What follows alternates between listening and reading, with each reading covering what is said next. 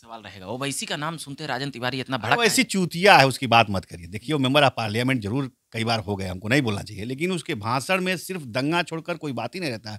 अखिलेश यादव भी नहीं जा रहे हैं। अखिलेश यादव जी वो क्यों जाएंगे? वो पापी आदमी हैं।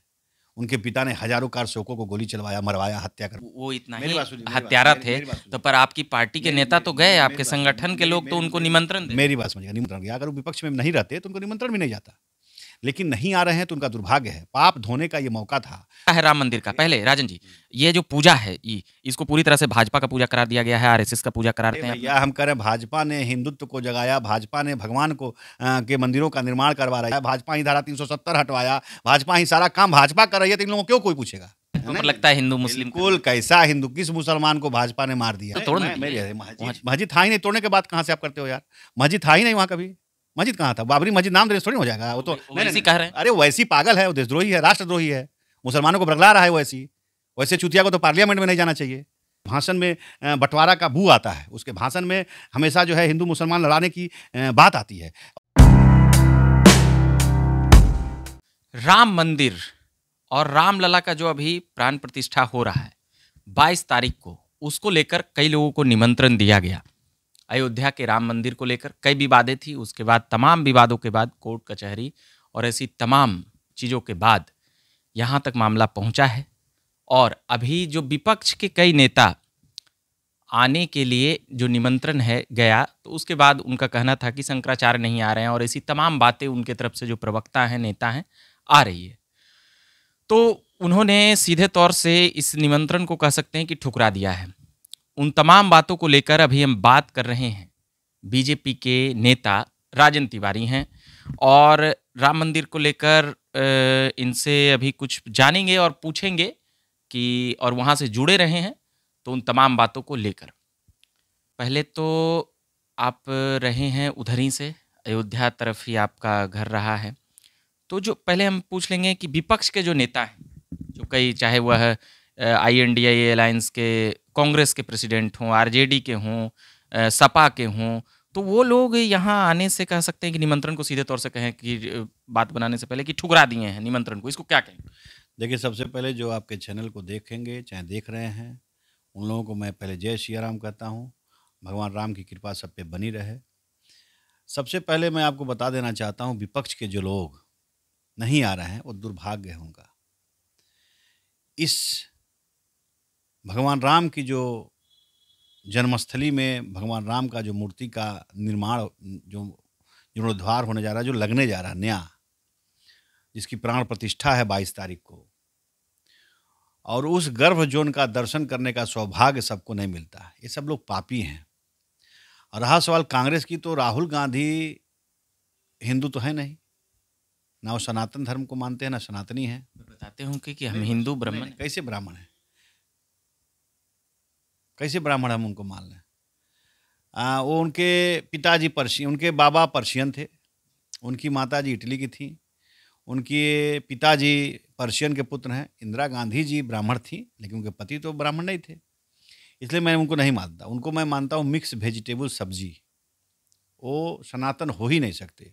वो तो जनेऊ भी उल्टा पहनते हैं। वो तो बताते तो हैं ना कि, अब भरते तो हैं ना कि हिंदू हैं, ब्राह्मण हैं, तो वो तो बोलते हैं ना कि हम ब्राह्मण हैं, तो फिर उसको कैसे किया? भरते तो हैं हिंदू हैं, नहीं, नहीं, नहीं, बनने से क्या होता है? अगर ब्राह्मण हैं तो ब्राह्मण का गुण उनके अंदर कहाँ है? ब्राह्मण का गुण होता, सनातन को क्या पालन करने वाले होते, तो राम जन्मभूमि के पावन पूजा में जरूर जाते, जिसको हम लोग 500,000 साल वर्ष से सोच रहे हैं कि कब वो टेंट को छोड़कर कब मंदिर में हमारे राम लला विराजमान होंगे। इस अवसर को चूक गए तो समझिए सब कुछ चूक गए। पर वो तिथि को लेकर वो उन्होंने आपत्ति जताई है कि ये राजनीतिक रूप, ये तिथि, देखिए, तिथि भगवान का कोई तिथि होता है? नहीं, भगवान का कोई तिथि होता है? भगवान तो सर्व तिथि में व्याप्त है। तिथि भी बनाया हुआ भगवान का ही है। पर इसके लिए शंकराचार्य जी सब लोग शंकराचार्य तिथि पे नहीं बोलना है। शंकराचार्य जी को गलत भ्रामक न्यूज फैलाया जा रहा है। चारों शंकराचार्य जी मानते हैं कि रामलला का प्राण प्रतिष्ठा सही समय पे सही तरीके से हो रहा है। ये सब गलत भ्रामक न्यूज़ है। हाँ, कुछ लोग बोलते हैं लेकिन कोई इसमें विरोध नहीं कर रहा है। किसी को शंकराचार्य, कोई भी शंकराचार्य का विरोध नहीं है। विपक्ष तो कह रही है कि पहले शंकराचार्य विपक्ष विरोध में- कर दिए। वो विपक्ष क्या है? जैसे हमारे वहाँ विपक्ष, उत्तर प्रदेश में विपक्ष है शिवपाल, अरे ये क्या अखिलेश यादव। अखिलेश यादव भी नहीं जा रहे हैं। अखिलेश यादव जी वो क्यों जाएंगे? वो पापी आदमी हैं। उनके पिता ने हजारों कारसेवकों को गोली चलवाया, मरवाया, हत्या करवाया।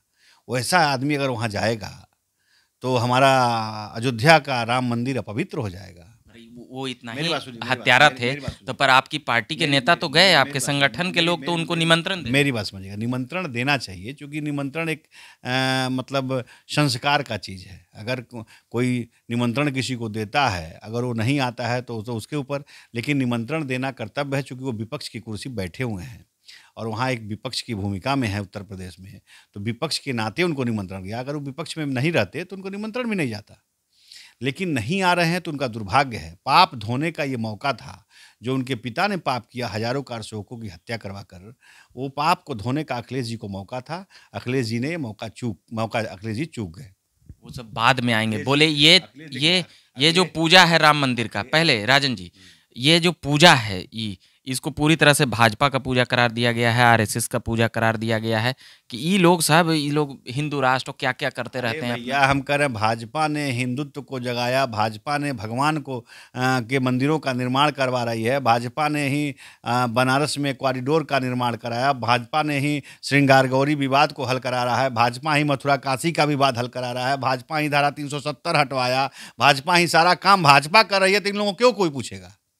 विपक्ष, ये लोग सिर्फ तुष्टीकरण की राजनीति कर रहे हैं। ये लोग सिर्फ भाजपा पर लगता है हिंदू मुस्लिम बिल्कुल, कैसा हिंदू? किस मुसलमान को भाजपा ने मार दिया? किस मुसलमान के घर को भाजपा ने उजाड़ दिया? भाजपा किसी के साथ गलत दुर्भाव नहीं करती, लेकिन ये मेरा देश है, सनातनियों का देश है। ये पर हमारे आराध्य श्री राम हैं, उनके पूजा करने पे, उनके मंदिर बनाने पर अगर किसी को विरोध है तो उसका मैं विरोधी हूँ, चाहे वो मुसलमान हो या कोई हो। तो ये बातें थी। और राम मंदिर आप जा रहे हैं 22 तारीख? देखिए, हम लोग तो 90 का दशक देखे हैं, उसमें 9th में निमंत्रण आया? मेरी बात सुनिएगा, 90 वाला 90 सुनाइए। के दशक में जब हम लोग राम मंदिर का कारसेवक लोग वहाँ पे ढांचा ढहा था, उसमें हम लोग भी गोरखपुर से 9th में पढ़ते थे और गए थे। बस्ती में हम लोग को रोक दिया गया। सरस्वती शिशु मंदिर पक्की बाग में हम पढ़ते थे और घर से हम लोग गए थे, लेकिन बस्ती के पास जाते जाते हम लोग को रोक दिया गया और बैरन वापस लौटा दिया गया, क्योंकि पुलिस छावनी में तब्दील हो गई थी, कर्फ्यू लग गया था, तो हम लोग भाग के चले आए गोरखपुर। और गोरखपुर में भी हर मोहल्ले में, मेरे भी मोहल्ले में, लालातपुर में रहता था, वहाँ भी कर्फ्यू लगा।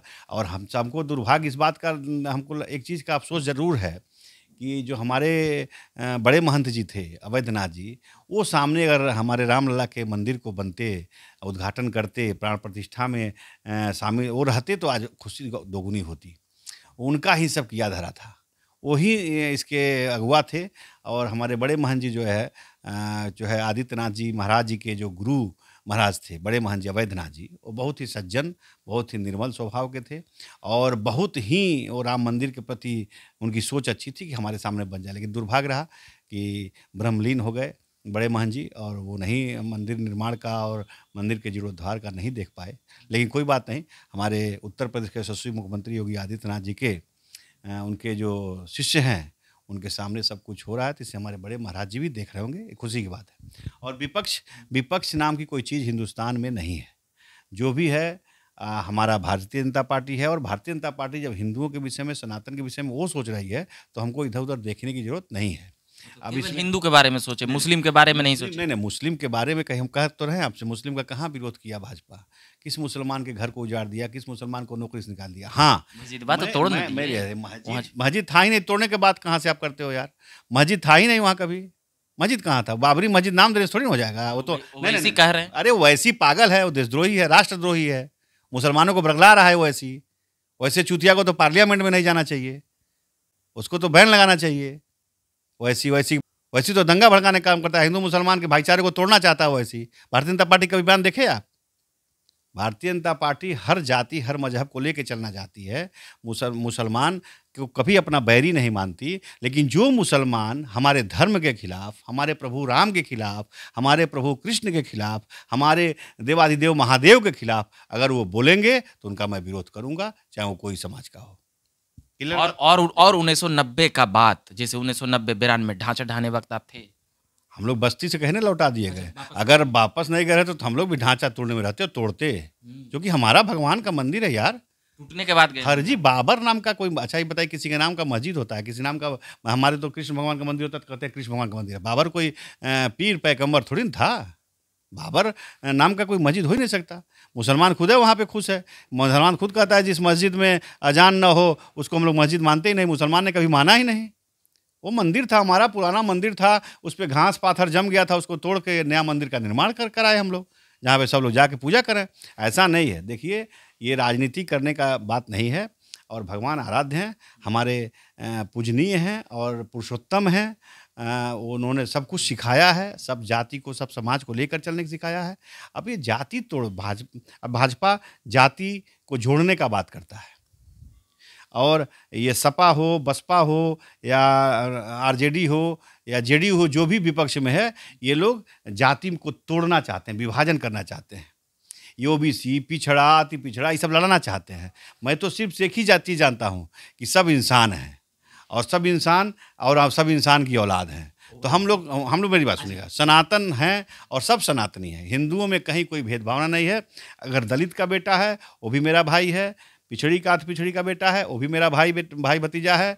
सब लोग हम लोग एक खून है, कोई अंतर नहीं है। अच्छा, एक सवाल रहेगा, ओवैसी का नाम सुनते राजन तिवारी इतना भड़क, वो ऐसी चूतिया है, उसकी बात मत करिए। देखिए, वो मेंबर ऑफ पार्लियामेंट जरूर कई बार हो गए, हमको नहीं बोलना चाहिए, लेकिन उसके भाषण में सिर्फ दंगा छोड़कर कोई बात ही नहीं रहता है। उसके भाषण में क्रूरता होती है, उसके भाषण में बंटवारा का बू आता है, उसके भाषण में हमेशा जो है हिंदू मुसलमान लड़ाने की बात आती है, और वो चाहता है वैसी। देखिए, मैं तो प्रधानमंत्री से इस राम मंदिर के